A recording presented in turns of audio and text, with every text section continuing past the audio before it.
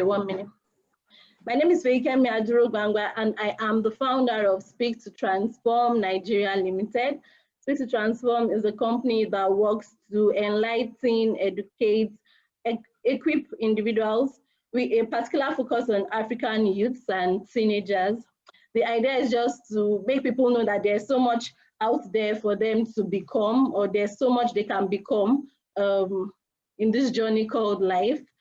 And we have different platforms. We have STT Talk Show, and that's why we are all here today. We have STT, should I call it a book club or library, where we share books to individuals. We actually recommend a book every month, but we have situations where people come and ask for books that we do not recommend, and if we have it, we share it. We also have STT Daily Nuggets. So there we discuss spiritual matters every single day based on things that we read from the Bible. But however, STT is not limited to just Christians, but our target is everyone who wants to be enlightened. So today we have Dr. Daniel Ayo. I'm really excited. I've been telling him I'm so excited about this particular show. And before I hand over to him with regards asking him questions, we just want to ask him a fun fact about himself.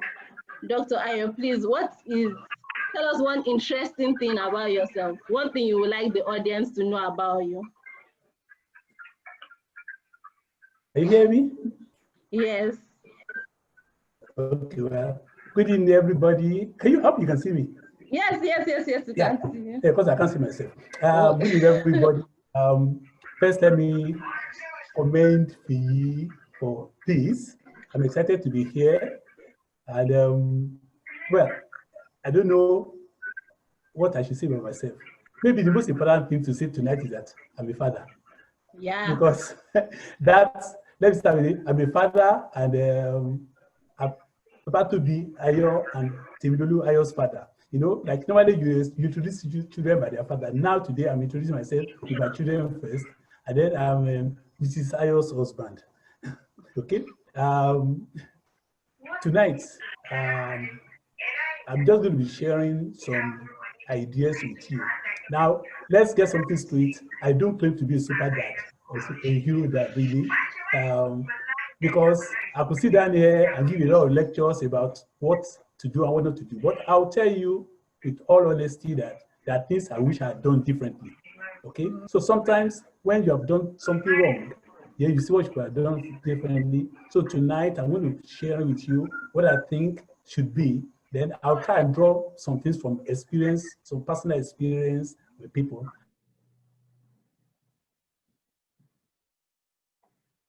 Hello, sir. Hello, sir. Please, can you unmute yourself? Sorry, I muted everybody because we're having some background noise. So please, can you just unmute yourself? Okay. Okay, cool. Yeah. Okay, you can hear me now. Okay. Yeah. So first, I'm a chemical engineer.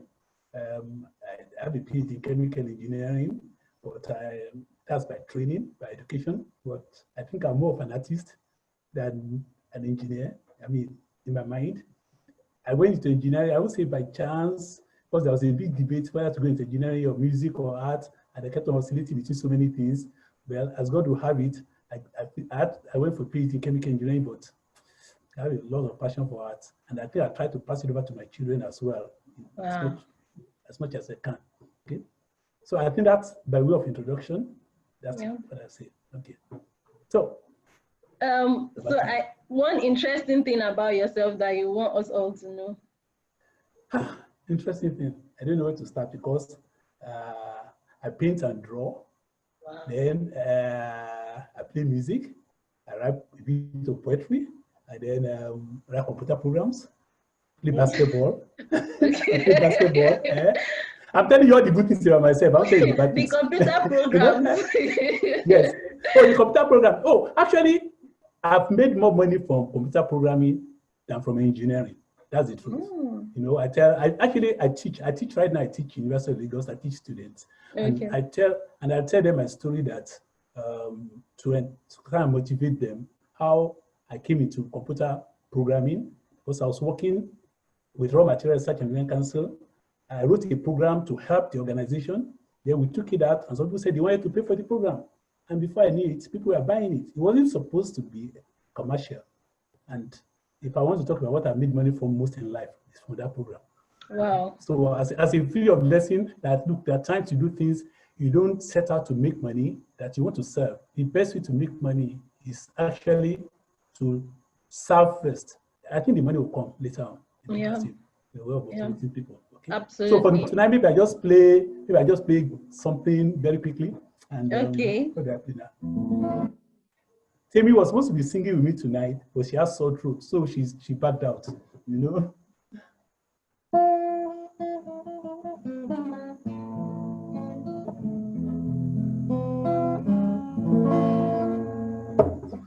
Thank you. Oh, I was thinking I would stand up and dance. No, I don't want to distract from what we are coming to do tonight. Okay. There'll be plenty of time for that. There'll be plenty of time for that. So I guess we should just go straight in. So sorry, just a minute there.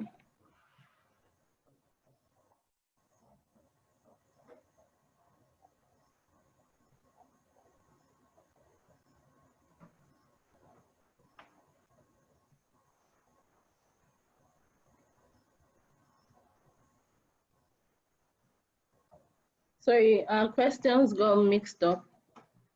So so a lot of fathers focus so much on building a career or making money that they lose out on building a father-child bond. How are you able to achieve this? Something I've admired. I think we've known for about 10 to 15 years, if I'm not mistaken. And something I've really admired about you is how you were able to train your kids into, as I said, you've passed down the music, you've passed down the arts, you've passed down even basketball to Toby. How are you able to merge both, building your career and build a rich relationship with your children?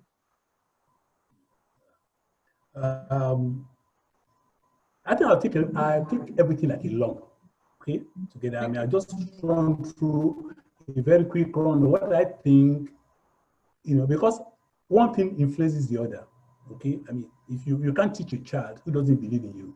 I mean, you can't teach a child who doesn't respect you. You can't teach a child who doesn't see you doing what you're telling to do. So what I will do, I'll briefly run through what I think makes a dad. Just a brief run through. Then the questions will now go to the specific later on, okay? Because basically, I start by feeling that first, the child should feel secure with you, okay? I mean, every small child, when the baby is born, if you want to beat a small child, you run to the mother or the father, no matter how big the person, the danger is, okay? So you start from that. So the child feels secure with you. You must do everything to maintain that feeling of being secure with you, okay? Then you want to be honest as possible, okay? Of course, this is a big one. Respect your spouse, your wife, or your husband in front of the children, because children are fantastic at playing one against the other, you know? So as long as you see that one, so you don't let them come in between. Then try to read with them. Like I said, we're going to go into details of all this. I'm just running through a general rundown, okay? Then understand the children. Children are different from each other. The way I knew P, I knew Lashe, and I knew Shion, they are different children. They are different children, okay? Then children want to play. Now I'm talking at a young age. In fact, the major assignment of children is to play. Forget about anything else, they want to play, okay? Then you see every opportunity to teach them morals. Then do as I do, not do as I say. Learn together, then try and eliminate distraction. Discipline, not in anger, but calculated, with calmness, okay? Be positive, what you want to do, and most important, as far as I'm concerned, be a friend, but a father first. A lot of people want to be friend and they forget their father. Friend or father before being a friend. Okay? That is a global thing. Now, we can go into details in each of these to see how I was able I think, to the best of my ability, to pass this thing to these children because everything affects the other. Okay, I would, if time permits, I'll give specific examples of each of these. How I'll be able to get the children. Let's start from basketball, for example. When I used to play in the area 10, okay, and Toby was 2, 3, no, let's say about 5 years old then. I constructed this basketball stand and I put it in the boot of my car. So I drive to the basketball court. So when I'm playing, I'll set up his own rim outside.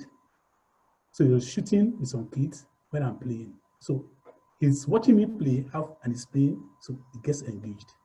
Then, at every opportunity, I try to introduce them to other things I do. For example, when we are coming in the car, we look at the sky and I make them trace out shapes in the sky. And they became very, very good at that. You see a cloud, and say, oh, can you see there's a dog there? They will start trying to trace, things like that. So the interest in art. Then at home, everything at home, if I do a lot of construction at home, I get them involved. A door is spoiled, I'm going to screw it. I get them to carry the screwdriver and come with me and do it. Of course, after some time they'll complain, but they got, in fact, they will complain, says that she comes, so she's a plumber, she's an electrician, she's everything, So I try to get them involved in all the things I do as much as possible. But again, like I said, it comes from the fact that I have paid attention to them even when they were young. We did it together from childhood. And they were free to ask what kind of questions. Some embarrassing questions. If the time permits, I'm going to talk about some of those embarrassing questions later on. Okay? Well, so what I can see or what I can get is you are intentional, but I don't know whether you did this unconsciously or consciously. For example, you setting up a place for Toby to play basketball while you played your own basketball. Like, was this something you said you are going to do before you got married, or it's something that just came naturally to you? Okay. Next question, because I'm going to tell you some stories about my personal story. Now, nobody should use this against me. Okay. When I was in secondary school, my first year in secondary school, I was extremely troublesome, very troublesome. I fought. I remember we used to use Form 1, Form 2, Form 3, Form 4 in those days. I remember I fought a Form 4 boy to stand still. I was extremely strong for my size, And there's a friend of mine. We got in touch recently. He's an American. We got in touch with him, and the first thing I remember was, I remember when you sucked me one on the lip. We got in the fight, and they had to go and stitch his lip. Wow. That's in first form. So my teacher, Professor Udo, Mr. Udo at that time, rather than suspend me, whatever it is, they called me. That was the system in the school. They called me to the room and started counseling me about why I should not fight. But they now did something for me. He wrote in my report, that I had more punishment than any first former they've ever. But that if I should put all my energy into sports, So when I came back the next semester, basketball, I was putting there, volleyball, I was putting there, I was putting all the sports. By the time I was in my third form, I was in the school team in all the sports. So I started learning the concept that, look, keep a guy busy. So I kept that at the back of my mind, that look, the child, and by the time I got to my third form, I became so popular in the school because, I was friendly, I was enjoying myself now. Everybody, music, basketball. So I started doing all the things. So all the energy. I don't think I ever fought again, in the school. So I had that at the back of my mind when I was going to bring up my children. That look, Wow. I'm going to keep them engaged. Wow. And so it was a deliberate thing all along. Wow. To me, that's awesome. That's awesome. I want to quickly say, when I became a first-time mom, it was a shock for me. I had no clue. I had no clue. So having this kind of thing at the back of your mind, even before you get married, is really, really helpful. Or like when you happen to life as a parent rather than life happening to you. So our next question is, as a young new father, did you have fears in parenting your children? Do you have any fears?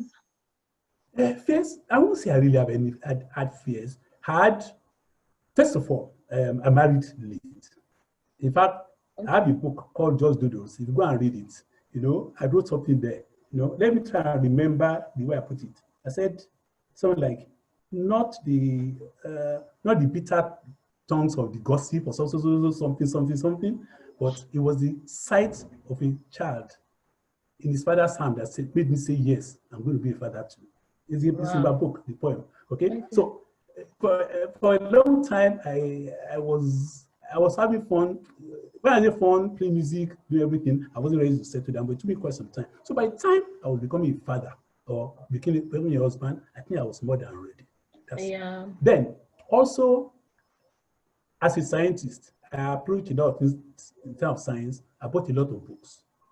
Okay, a lot of books. I read a lot of things about parenting. In fact, because of that, I started a project with my late sister. They are so rest in peace. We never completed that project. I started reading a lot of books about parenting, that kind of thing. I found a lot of them were white books for whites, written by whites.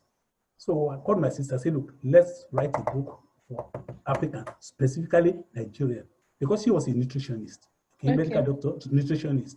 So the book was supposed to capture the kind of food and the kind of training and the kind of questions children ask.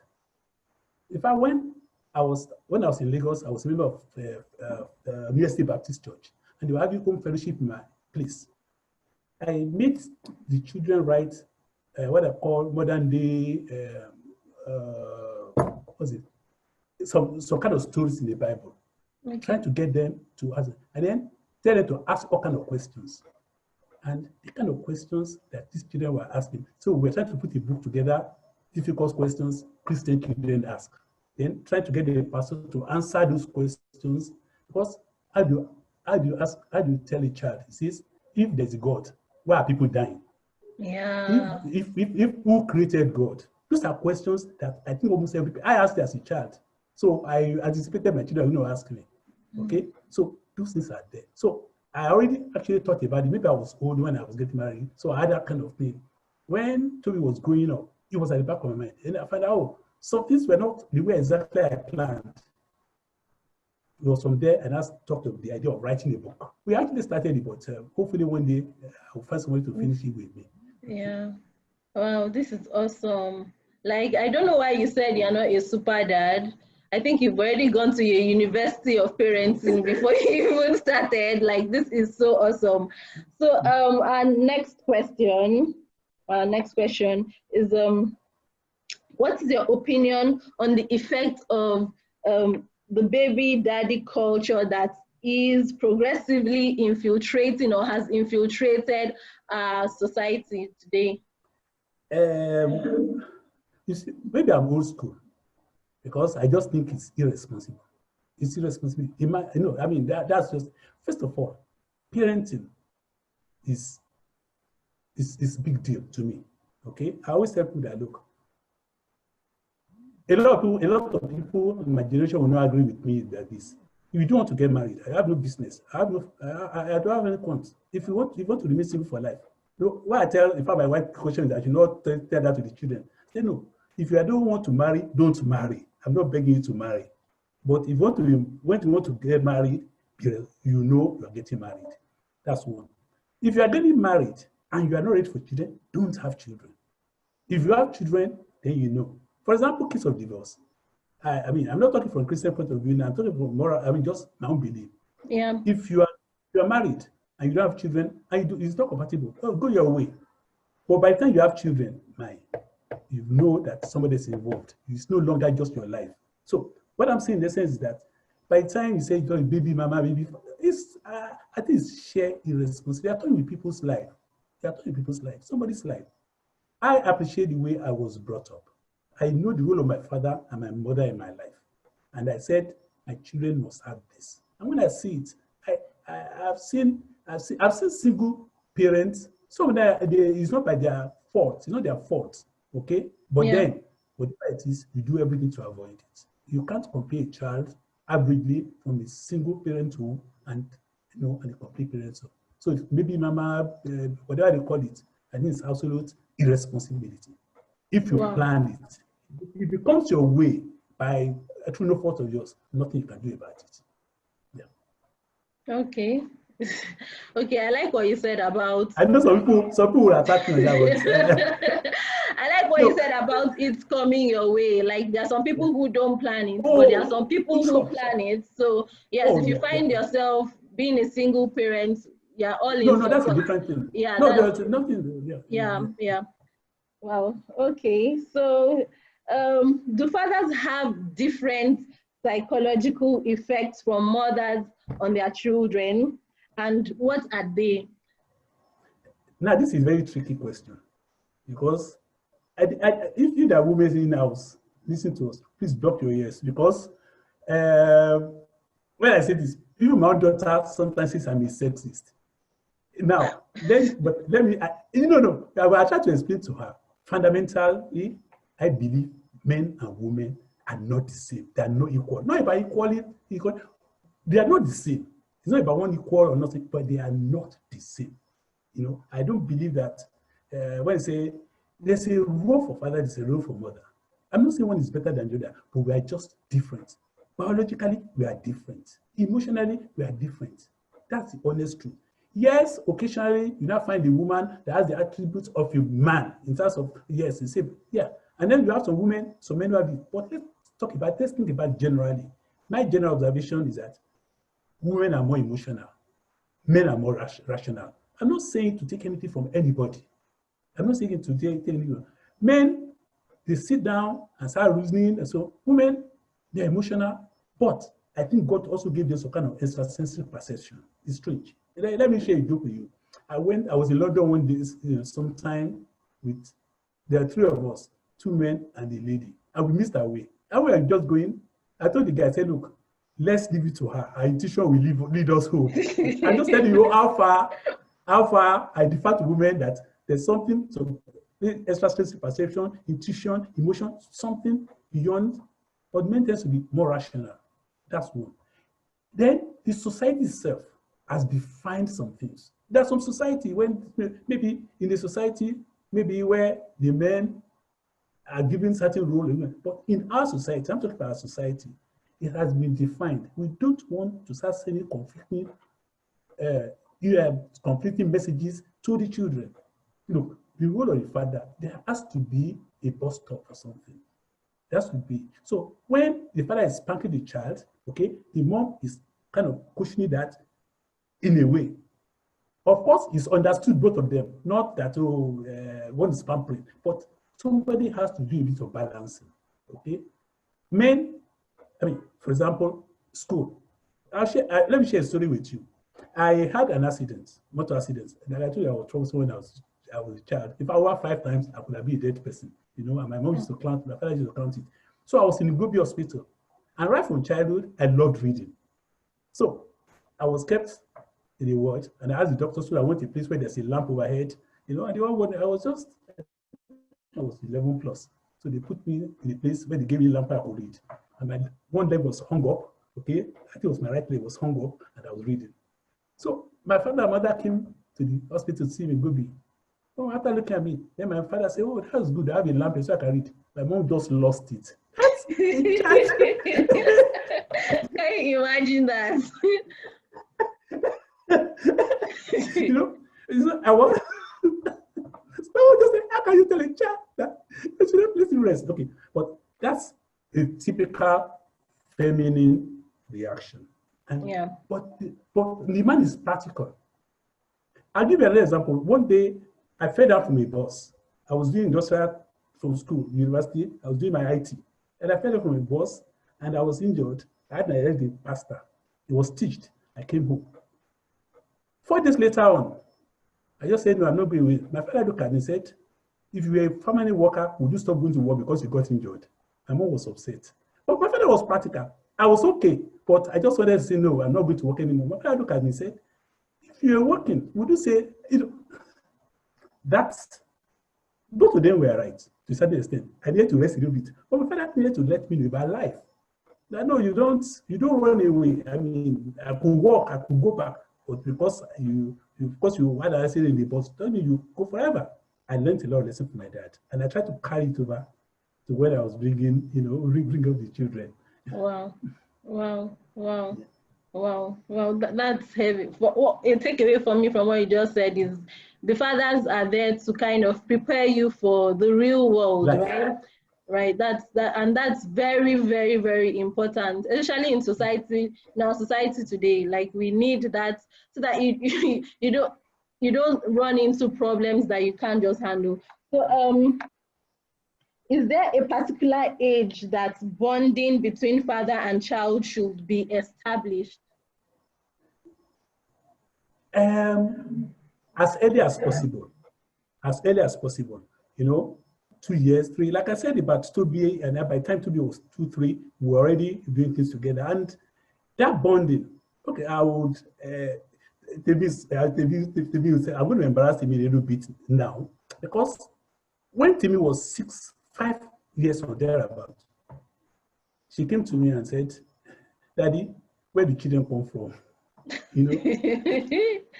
Interesting. So where did children come from? Before I look at her, I knew she's been talking about it to somebody, the way she asked that question. So there's no point lying. So I told her where it comes from. Then she looked at me again and said, Daddy, but it's too small, that doesn't come out of that. Oh my goodness.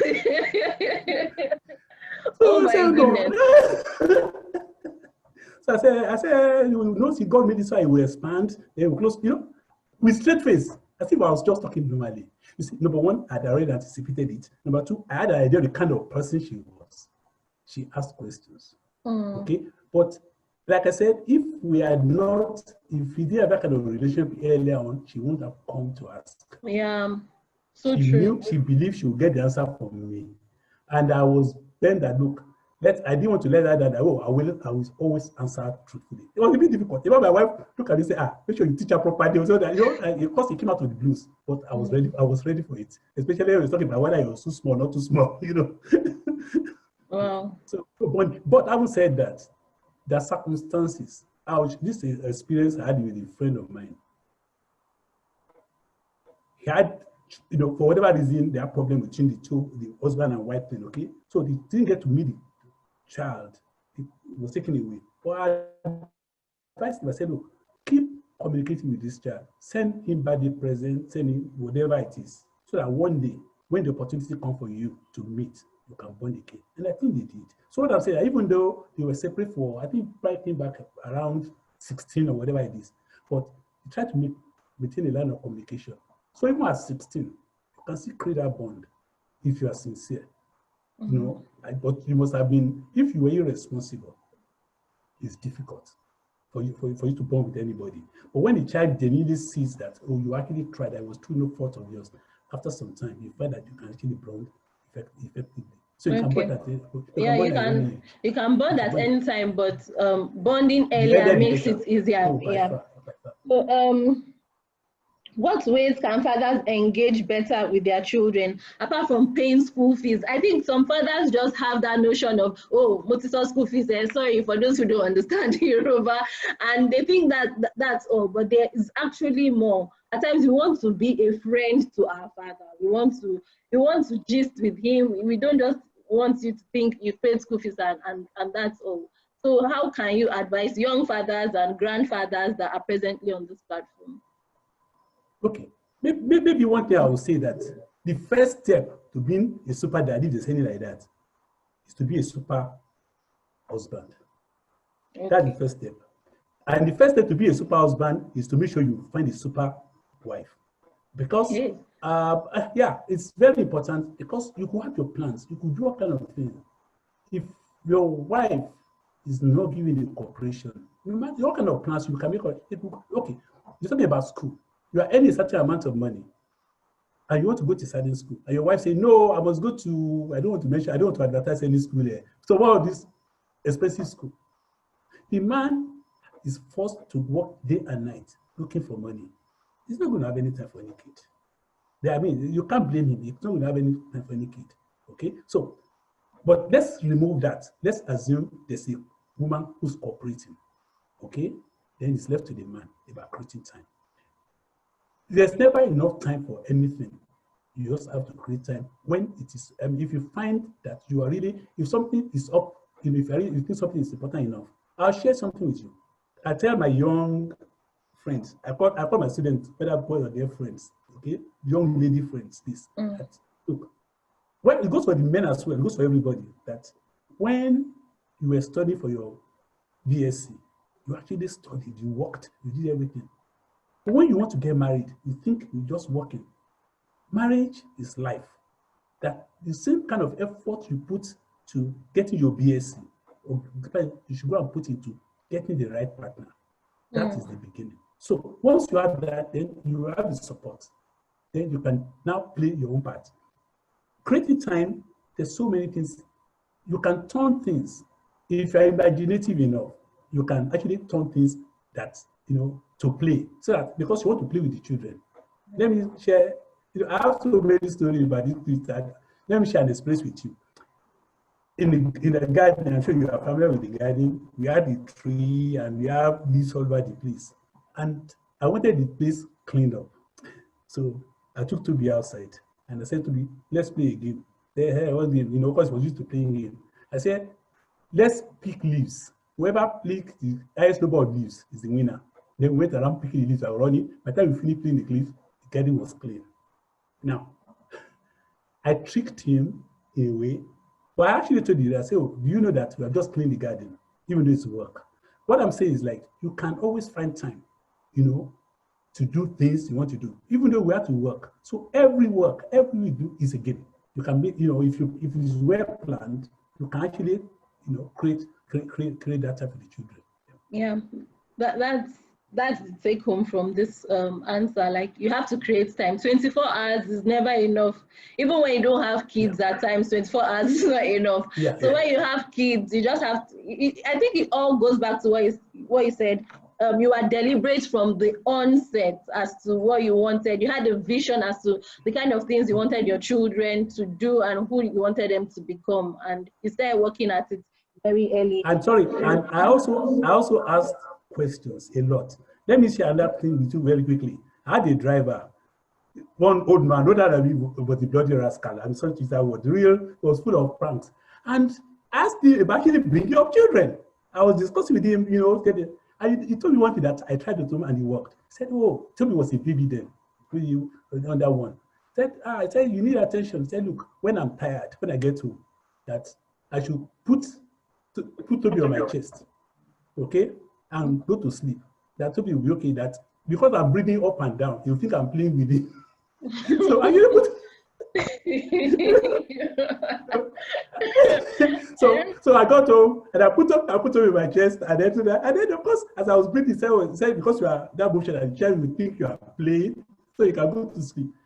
And I'm sharing this, that even you can learn from anybody. Yeah. This was my driver, official driver. But he has some experience, something he knew that I didn't know. Okay. Yeah. So yeah, that's so key. And that's one of the reasons we started this talk show, because I believe there's something I don't know. There's something I know that you don't know. There's something Philemon knows that I don't know. So all this knowledge, we just think everybody knows it, but people don't know it. And it can, like, I think last year I attended a program and someone mentioned you should actually have a vision for your family.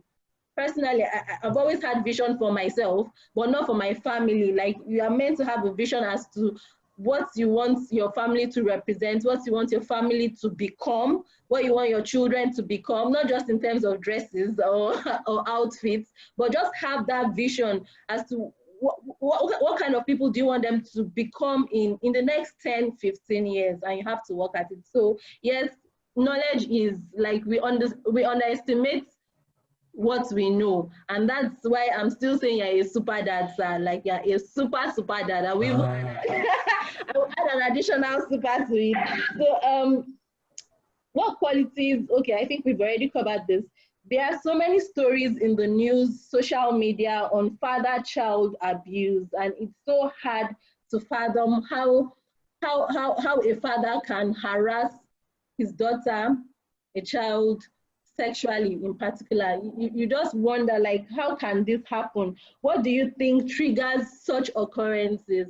I listen to Joyce Meyer a lot, and if anybody knows her story, it's so hard to believe the fact that her own father was sleeping with her or raping her, like 18, I think for about 12 to 18 years, if I'm not mistaken.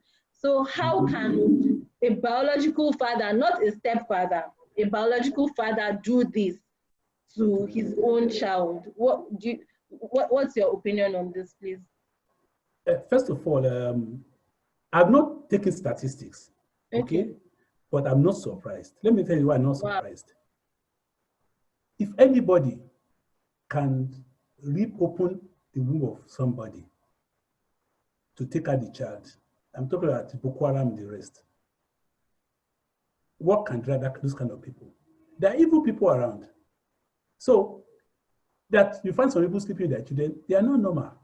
And that's where I look at it. Where I use this for my daughter, they always say everybody is not normal. I say yes, that this it's not, there's something wrong with them. It's a sickness as far as I'm concerned, okay? So what I'm saying is that I'm not surprised it does happen, okay? That you have some things, but it's not the norm. It's not what everybody does. Sometimes it's painful when things happen. Okay, we're talking about rape, and then demonizing men. The number of people really, compared to the number who don't do it, is, you know, you find a lot of people actually think it's madness. We have wicked people, we have evil people, we have sick people all over the place. So you have in all aspects, the same way you have, I mean, why would the person want to steal all the money in the government to go and build houses that will never live in? It's madness. So the same, they're different, you exhibit madness in different ways. So by the time you start sleeping with your daughter, in fact, by the time you start sleeping with any underage girl, forget about your daughter, by the time you start sleeping with any underage girl, there's something wrong with you. There's something wrong with you. Now, I would say that what is the solution? Now, number one, it's like, I think this will call on the mothers. The mothers should get close to their daughters. That's number one. Then the mothers should make sure that they are financially independent. Now, what that means, like, I know especially in the literary setup, they are afraid to confront the man.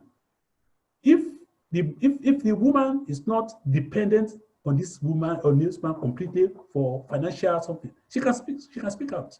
If the woman is observant enough and has kind of created enough bond with the daughter, before it happens, in fact, the father will know, so he won't dare it. Yeah. You know, so this I put it actually to the mothers, that if the mother actually has enough bond with the daughter, create enough confidence, there's enough confidence, the man, knowing that is happening, he won't try it. He won't come his way. Especially, like I said, if the woman can take care of herself. You know, but going back to that, I think it's just madness. Wow. I think the second point you made was profound in sense that the woman should be financially free. Oh, yeah. Because that is what actually keeps most people in captivity or in bondage, because they feel, oh, he's the breadwinner. They don't have a voice when they are not financially free. And we can see the ripple effect. Apart from the mother being hurt mentally or emotionally, it's affecting a generation after her and maybe another generation. So financial freedom is very key to prevent such. So our society and our world in general, in my own opinion, and I feel a lot of other people's opinion, do not celebrate the value or role of fathers as much as mothers. I think we have about 3 Mothers Day. I'm not too sure right now. So why do you think this is, considering the role you have? You have, like you mentioned, preparing the child for reality. Why do you think this is not the case? Well, I think it's a lot of, first of all, mothers in general tend to bond with the children more. Because like I said, the women in general are the soft, you know, they're the soft something, okay? So it's normal. Now, if you look at, I don't know whether, well, I wouldn't mention name, you know, if you look at some troublesome people, then when they make it in life, you know, say, thank God for my mother. So the joke always, if you see bosses in Lagos, they put a lie here. So I tell, the joke I always tell people is this, that guy would have been something bigger than that in life. But it was be a nuisance, The father tried to correct him, then the father just gave up on him. Then the mother picked him up, then managed him. He now bought one small bicycle and now put Olaya. That's why my father was useless. But the father actually went to push him to do much bigger than that, you know. So, so it starts to reason that a lot of people do that. But having said that, we should also keep in mind that women like to be appreciated. They take seriously. If I tell you, if I look at you now and say, "Oh, your hair is looking nice," you'll be so happy with yourself. Yeah. Say my hair is looking nice. I say, "Oh, thank you," and I've forgotten about it. Okay, so that is in place for the women to be celebrated. I don't need to be celebrated that way, or I know I'm celebrated. There are ways you don't need to say. You don't need to. In fact, that things you don't say. In Africa, I don't say "I love you" most of the time, but you know that you probably love somebody. What's happening? I don't know. I think. Okay, yeah, please go ahead. Okay, so, but you don't even want to say, you may not say "I love you," but you show the love. You don't necessarily have to voice out some things, okay? So, not showing, in fact, what I remember I told Toby something one day in school. He did something wrong and I scolded him, and it became the catchphrase in his school. Oh. Sorry, I think his network has gone off. I hope everybody is enjoying what Dr. Ayo is pouring out. We have some questions here already, so I guess we'll attend to them when he's back. Yeah, hi, Faye. Yes. Can I quickly chime in, please? Yes, you can go ahead. Hopefully, when Dr. Ayo comes on, I'd like to chime in, if that's okay. Yeah, at the end of the program, I guess, which will be very soon, because our questions are few, so you can throw in your questions. And for those who may not want to speak, they can just type in the questions in the chat room. Hopefully, he's going to connect back very soon. Okay, that sounds good. Thank you. Okay, thank you too.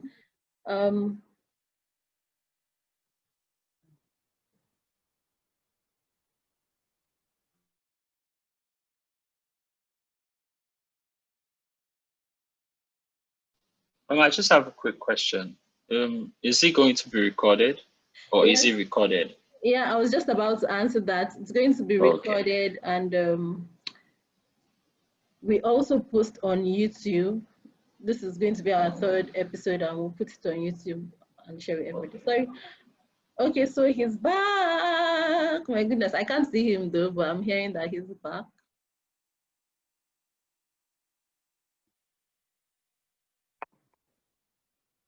Someone said, I think it's good if the kids have a father figure they can look up to. It can be their uncle or man that's responsible. My thought, but I would like to hear the speaker's opinion. Okay.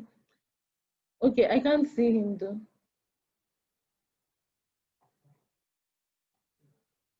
Okay. Hello. Hello, sir. Sorry, I guess that was network. No, that's my own network. Okay. So I switched to another network when I couldn't. Okay. Yes, sir. So where was I? So I talked about celebrating fathers and celebrating as well. So yeah, so I assume that I think the fathers are celebrated. They don't need to be told, you know. And I think it's right. Let's celebrate the mothers, you know. Okay, so yeah, there's no form of, because we've had issues where, I don't know, on social media where fathers say things like, oh, how come is 3 Mother's Day? How come ours is just 1? And I'm like, what's happening here? Every day is Father's Day. Oh, every day is Father's Day. I like that perspective. You know, every day. Like I don't need to wait one day before someone says, you see, the job of a father is seeing the children be successful. So you don't. So each time I see my children and they're doing something, I'm more excited that they are, you know. Okay. Okay. So our question, the last one, I think, is let us delve into spirituality a bit. Let me dance a bit because I think this is my own forte. So, referencing the Bible, a father is called to be the priest of the home, but we see a lot of men or fathers shelving this responsibility to the women. Why do you think this is? You go to churches and it's just maybe 100 women and 1 pastor. So why do we find this happening a lot? I'm not sure if I want to answer this one honestly because some people will skin me alive. Some people will skin me alive, you know. But I'm not sure. Okay, well, I'll try to answer this one as honestly as I can.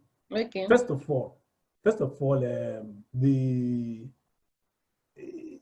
women are more spiritual than men in general.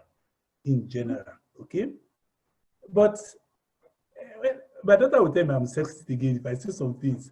Sometimes I think the women are also more gullible. Sorry to use that word. Yeah. Look, the men tend to analyze critically. If a pastor says this, you want to analyze, is it right or is it wrong, or, and so on and so forth. That's why you find that the women, sometimes women take that, sometimes they take it at face value. I think it's nature.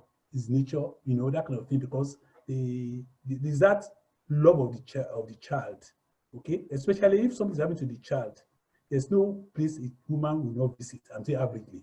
So just get the child. I've had people quarrel about that. Look, I'm going to when I like to go, whatever it is. Now I'm going beyond just regular church, spirituality generally. Okay, so, but it starts from childhood, really. That who do the children run to? Incidentally, in my family, I think it's balanced. That, in fact, I'll tell you that the issue of the church. Now I can see it. My children are very good. They're all grown up now. I don't necessarily believe in that I should go to church before I worship. Okay. But sorry, please let me just announce that everybody should please mute so that we don't interrupt what the speaker is saying, please. Mute your microphones. Thank you. Okay. But the children you can't explain to a child about morals at a certain age without bringing God into it. Okay. Let me quickly share an experience with you. When my children were young, we had never missed church. Every Sunday, we never missed church. There was one particular Sunday, I don't know what happened. We didn't go to church and we stayed at home. And then maybe we were upstairs and I don't know what happened. Then next Sunday, they said, Daddy, let's not go to church again today. I knew something was wrong. No, I knew something was wrong. And after that, I had to now start talking to her, trying to find out why she didn't want to go to church. Of course, I learned a lot. But the point I'm saying that the children are observant. They are there, they are watching. Okay? So it goes back to the issue of choosing the right woman, or both with choosing the right man. That before they said, can two work together unless they agree? I'll share. I told you it's online. I'm going to embarrass him again now. They didn't know I'm going to see all this. When Toby was in primary school, he came on one day. I think it must have been about 6 or 7. Said, Daddy, can a Christian boy marry a Muslim girl? So I look at Toby, I laughed. I didn't answer. I said, Toby, tell me the truth. There's a girl in your class you like. What's her name? They say Aisha. I say, I just laughed too much. Why am I saying this? Even at 6, 7, they're already asking those kind of questions. They're already asking those questions. So of course, I had to find some diplomatic way of answering that question because I don't want him stereotyping Muslim, Christian, whatever it is. But at the same time, I need to kind of lead him because he's going to go to church, he has some kind of preaching, he goes out, he has something else. That's why the issue of the prayer at home is important. Because when you're at home, you have the opportunity of discussing things, of guiding spiritually. Otherwise, they go to school and they hear something different. Yeah. They hear something completely different. Then they go to church, hear something. They try to marry the two. There's conflict in their mind. If you have confidence in you at home is where you resolve those conflicts. That's my view. But issue of father being calling and then the mother, it starts from the time they got married. I mean, there must be some kind of agreement, some basis. Most people think people will change. Well, especially when you're in love, you're hoping the person will change. The person is not going to church. You say, okay, I'll go. You're hoping you can change. You don't change people. People don't change, actually. people show different aspects of themselves. They might have to, but if you think there are miracles, but I'm talking generally. So if you should not be unequally yoked with somebody. I always say something that, look, two armed robbers can get married, and I think it will work very fine because they are both armed robbers. So when I say, let's go and kill, that's a good idea. They are both agreed. So they will live peacefully. So if you're going to go with somebody, okay, try to make sure as much as possible that you have the same view, especially when you're going to be talking to the children, so you don't send conflicting signal in whatever way. I'm very liberal about mixed relationship and things, but I always keep in mind what you are doing to the children, so that you don't send mixed message to them. Keep in mind that children, home is where they resolve the conflict between school, church, friends. Like I said, when Timmy was asking me about where the children, where does the child come from, he has talked to people around. It was when she came to me that I said, no, this is it. And at that age, you take my word as gospel truth. I think I hear you on this. For me, what you're saying is the man should be a priest in the home first before even the church. Yeah. That's what I took from that notion. Right. The only thing I took the fact again that women are more spiritual, but that doesn't mean we are supposed to be more spiritual. We are more spiritual. Appear spiritual. No. Let's leave this argument for another time. So we have some questions and I think some people have questions for you. They haven't typed it in, but let's start with those that have typed in. Whether question or comments, we are just going to be running through. So please, can this be recorded? I've answered this earlier. Yes, we are going to record, and we also share this on YouTube. But one of the reasons why we start with Zoom is because we actually want interactive sessions whereby it's not just the host and the speaker, but people can throw in questions as well as share ideas. So I think the host is okay. I think this person was just answering. So my question, if you find yourself as a single,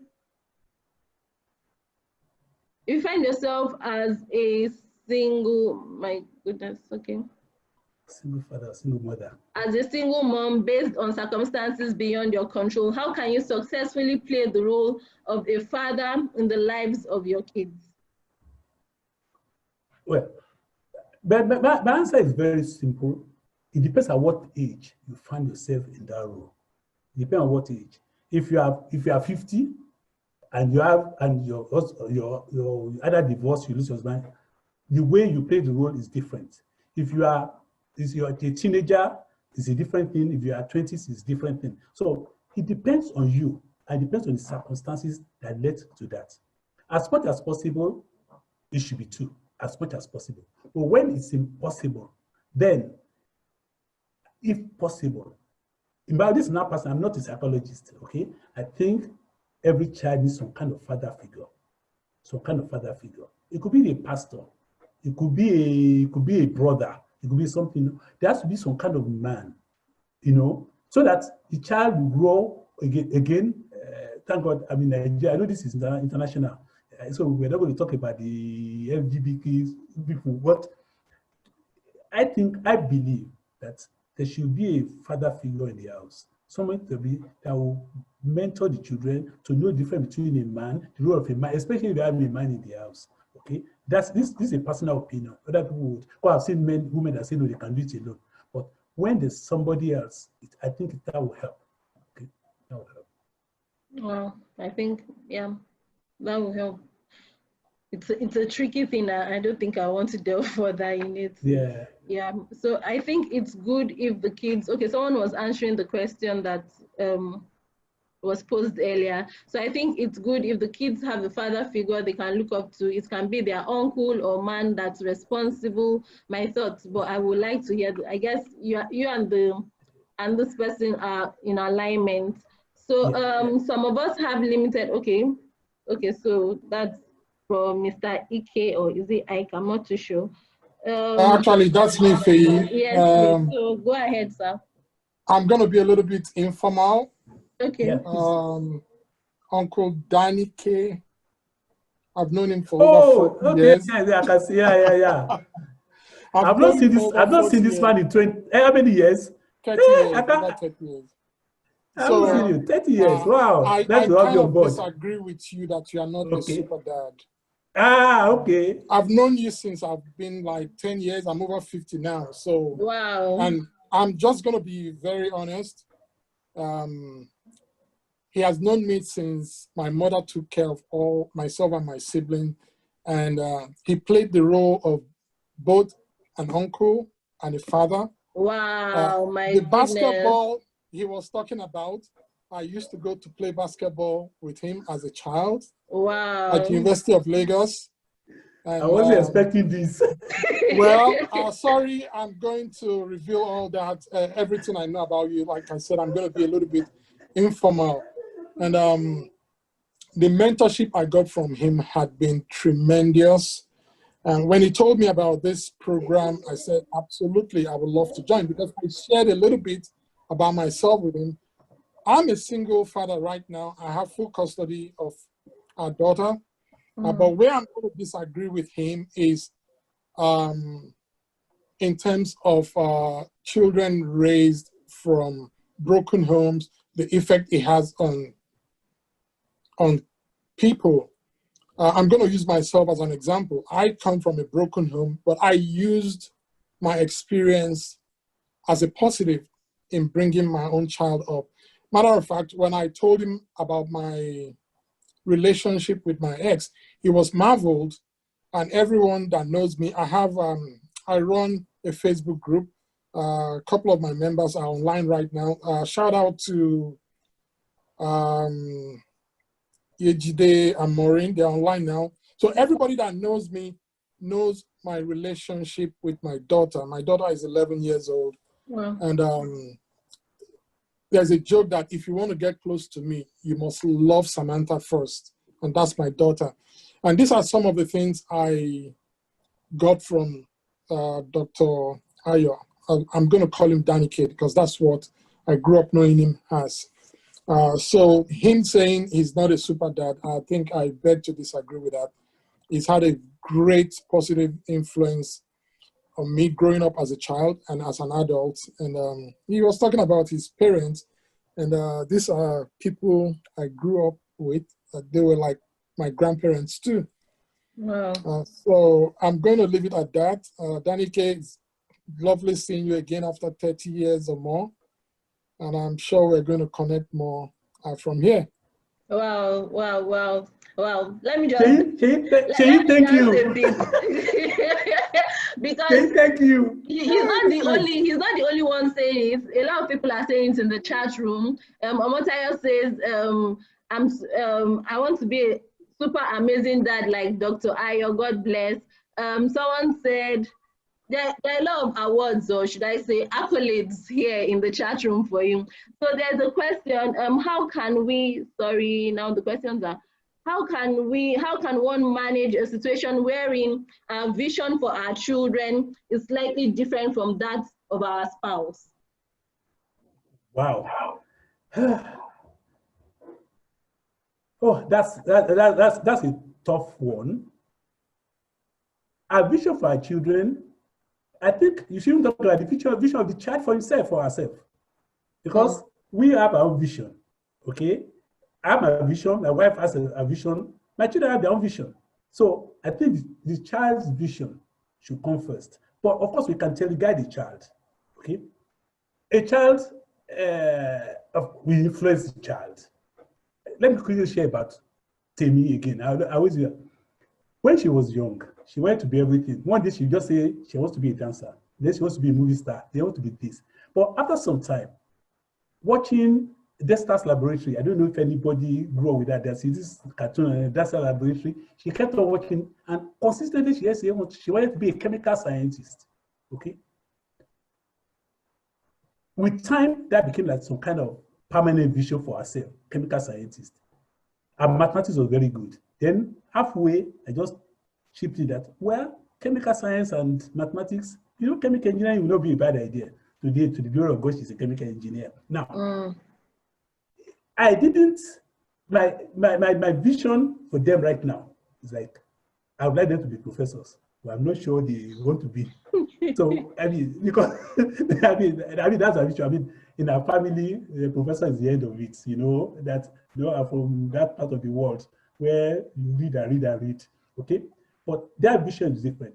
My wife's vision for them is different. Oh, my wife from that part of the world where, I mean, you got to be cash loaded, okay? So my vision for them is for them to be, to really have money, to be really very comfortable.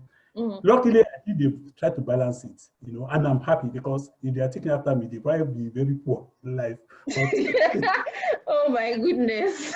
but they are able to bring the. Oh, the network has gone off again. Wow.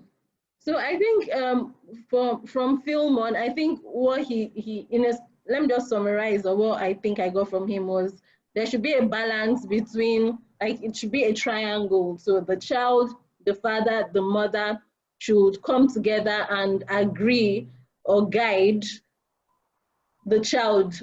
And we shouldn't impose our own vision on them. And when we come together, we'll be able to get the best for the child.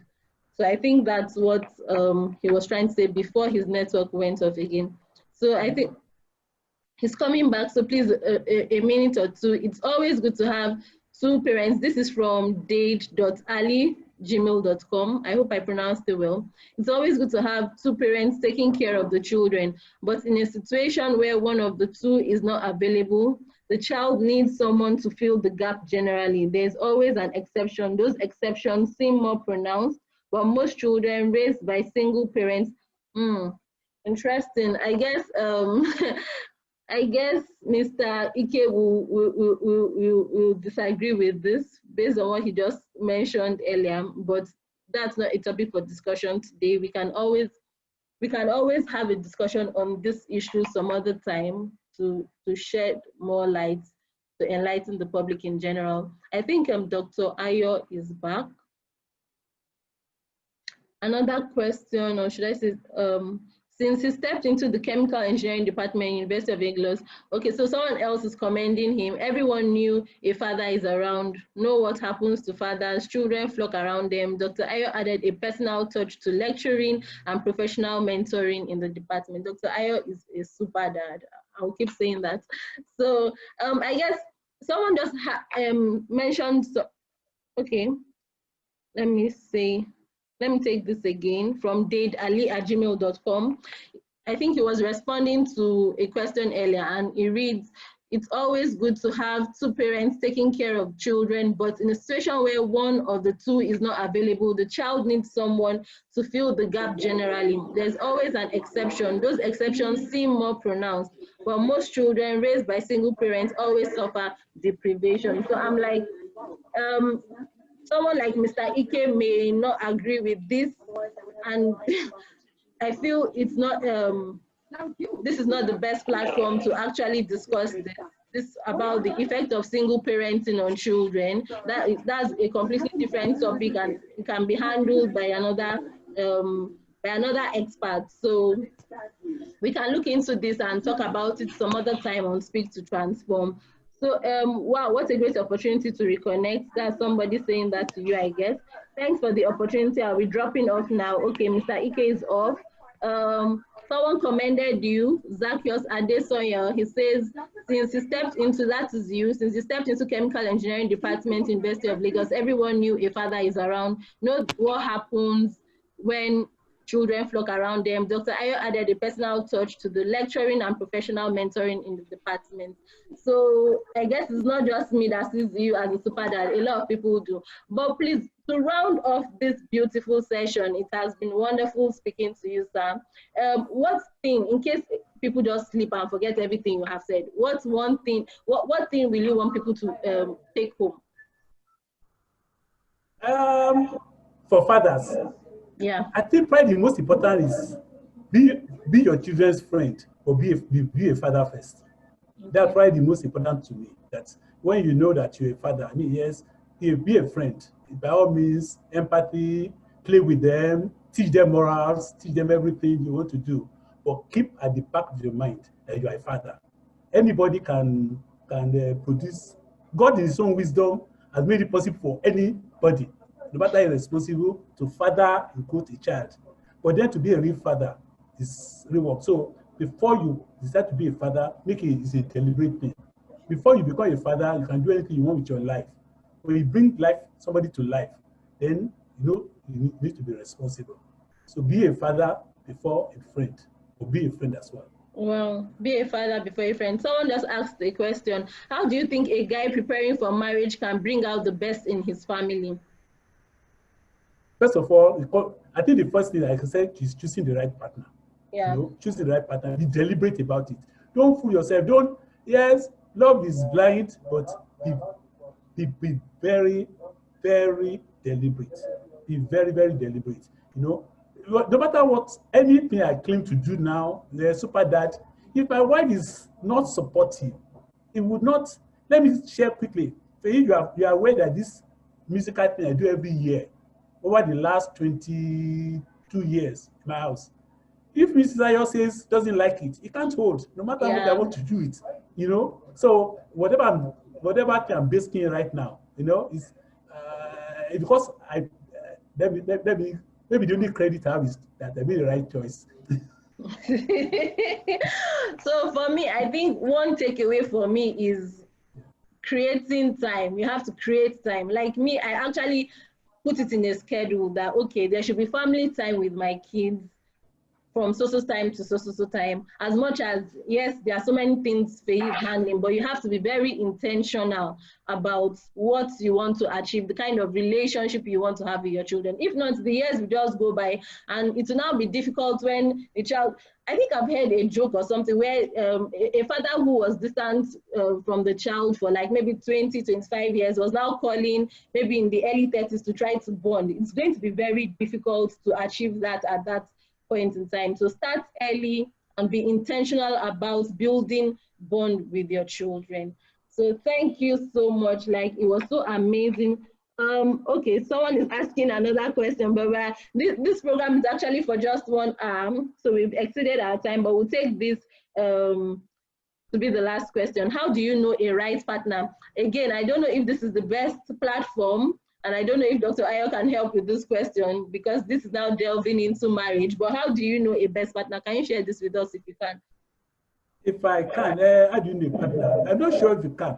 I'll just end. I'll end this one with a joke. Okay, I had a friend. I'm tempted to mention his name. I'm not sure. I don't know whether it's online anyway. I don't think so. He got married, and then his son just said, "Danny, you don't know a woman until you marry her," because they are dating for 8 years. But I think if you don't fool yourself, okay, if you want. Oh, it's gone off again. Oh, it's gone off again. Okay, but we thank you. People have said leaving, so thank you so much. Thank you, everybody. It was so nice having and sharing with you, and I hope everybody took or got something from this platform. Have a lovely evening. Bye.